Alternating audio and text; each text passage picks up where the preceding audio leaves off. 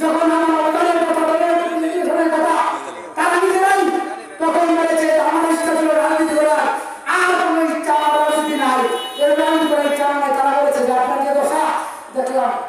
হয়তো আমরা আমাদের বিষয়টি বুঝে আমরা কিছুটা আমরা কিছুটা রেহাই পেয়েছি বিভিন্নভাবে। তো আমার বাবা কিন্তু আমি কিন্তু পড়া হারিয়েছিলাম যুগ্ম হওয়ায় গত বছর যখন যুগ্ম হওয়া হয়েছিলাম, বাবা কিন্তু এই কষ্টের কথা শুনে বাবা পরবর্তী হয়তো বান্দাস করেছিলেন রিয়াদকে চলে যেতে হবে, তার আগেই কিন্তু আমার বাবা আমাদেরকে ছেড়ে চলে গেলেন। সেই কষ্ট